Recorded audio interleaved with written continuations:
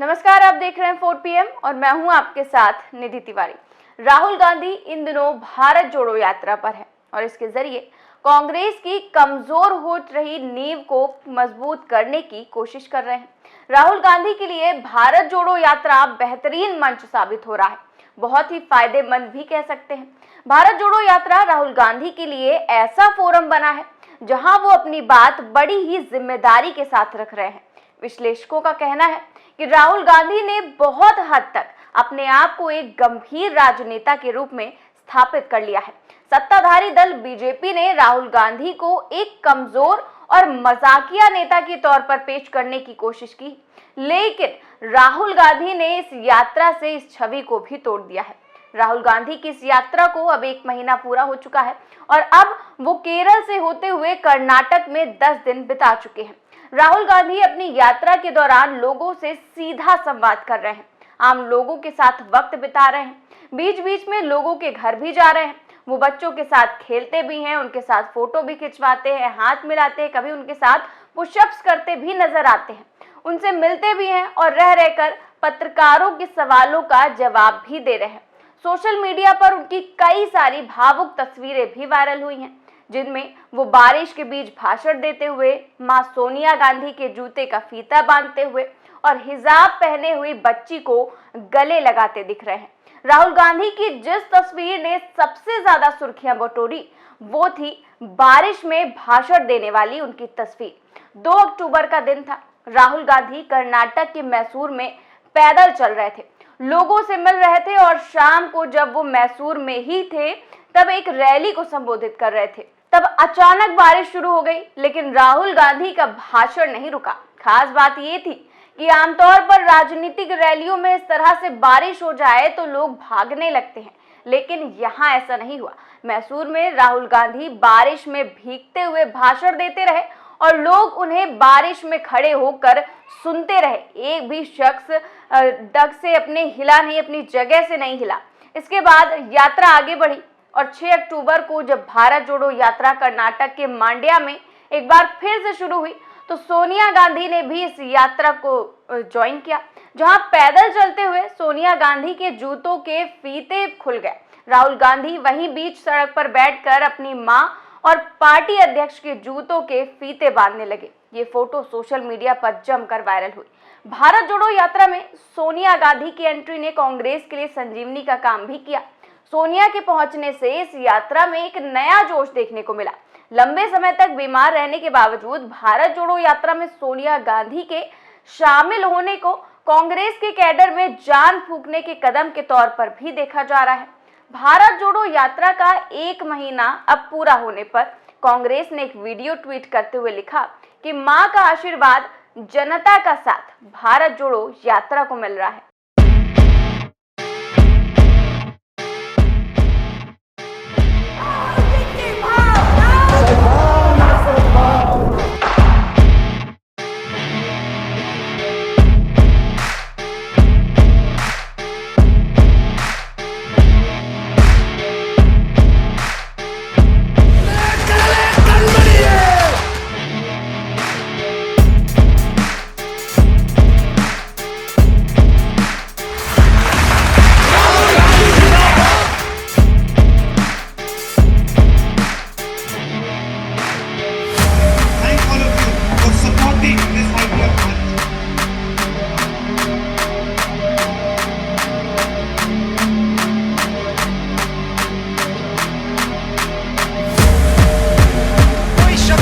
यात्रा को नहीं रोक सकती, क्योंकि ये पद यात्रा हिंदुस्तान की आवाज है। दरअसल राहुल गांधी सरकार के खिलाफ शुरू से ही बेहद मुखर रहे हैं। वो महंगाई, बेरोजगारी और अमीरों के लिए काम करने जैसे आरोप लगाकर मोदी सरकार को लगातार घेरते रहे हैं। राहुल गांधी जनता से कहते रहे हैं कि सरकार गलत कर रही है और सरकार को भी यह एहसास दिलाते ही रहे हैं। राहुल गांधी को कभी भी अपनी छवि की परवाह करते नहीं देखा गया है। वो हमेशा ही अपने मन की करते हैं, किसी की भी नहीं सुनते। ये भी उनकी पर्सनैलिटी का ही एक हिस्सा है। ऐसा इसलिए भी हो सकता है क्योंकि वो सत्ता की हनक भरे माहौल में पले बड़े हैं और हाल ही में ये सब बताते हुए राहुल गांधी ने समझाने की कोशिश भी की थी कि कैसे बाकियों की तरह वो सत्ता या राजनीति के बारे में कभी क्यों नहीं सोचते हैं। राहुल गांधी ने बताया कि वो अपने देश से किसी प्रेमिका की तरह प्यार करते हैं और भारत जोड़ो यात्रा ऐसे ही प्रयोगों का एक फलक है। और मोदी सरकार की पिछली पारी में लाए गए अविश्वास प्रस्ताव पर बहस के दौरान संसद में राहुल गांधी अपनी छवि का जिक्र अलग तरीके से किया था। तब राहुल गांधी ने कहा था कि आपके अंदर मेरे लिए नफरत है, आपके अंदर मेरे लिए गुस्सा है, आपके लिए मैं पप्पू हूँ, आप मुझे अलग अलग गालियां दे सकते हैं, लेकिन आपके प्रति मेरे अंदर जरा सा भी गुस्सा नहीं है। और अब अपनी उसी गढ़ी हुई छवि को लेकर राहुल गांधी ने नए सिरे से अपनी बात रखी है। राहुल गांधी का कहना है कि उनको झूठा साबित करने और गलत तरीके से उनकी छवि पेश करने के लिए हजारों करोड़ रुपए खर्च किए गए हैं। मीडिया का पैसा और ऊर्जा उनको बदनाम करने में झोंक दिया गया है, जो झूठा और बिल्कुल गलत है। हालांकि राहुल गांधी जिस मीडिया की बात कर रहे हैं, उस गोदी मीडिया के लिए भी राहुल गांधी को तवज्जो देना अब एक मजबूरी बन गया है। कांग्रेस को तवज्जो देना उनकी टीआरपी की एक अनिवार्य शर्त बन गया है, वरना ये कौन सोच सकता था कि दिन रात मोदी मोदी करने वाला मीडिया किसी और को भाव भी देगा। लेकिन अब हालात बदलते नजर आ रहे हैं। सारे बड़े चैनलों की एक ओबी वैन राहुल गांधी की भारत जोड़ो यात्रा के साथ चलती हुई नजर आ रही है। राहुल गांधी आज की तारीख में हीरो की तरह दिख रहे हैं, क्योंकि वो समूचा भारत पैदल ही नापने निकल चुके हैं। लेकिन सवाल ये है कि क्या इस 3500 किलोमीटर की यात्रा से कांग्रेस साल 2024 में कमाल दिखा पाएगी? क्या राहुल गांधी की ये यात्रा कांग्रेस को मजबूत कर पाएगी? लोग इस बात पर सहमत हैं कि राहुल गांधी और कांग्रेस को इस यात्रा से फायदा ही होगा। कितना होगा ये तो आने वाला वक्त ही बताएगा।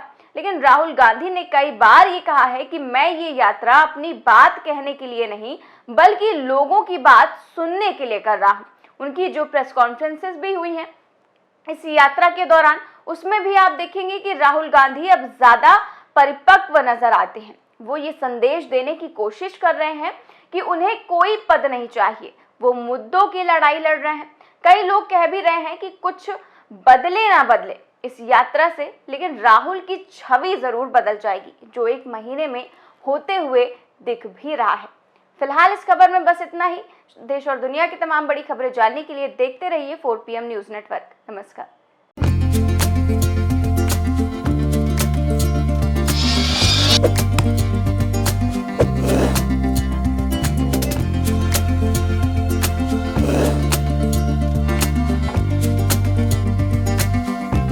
you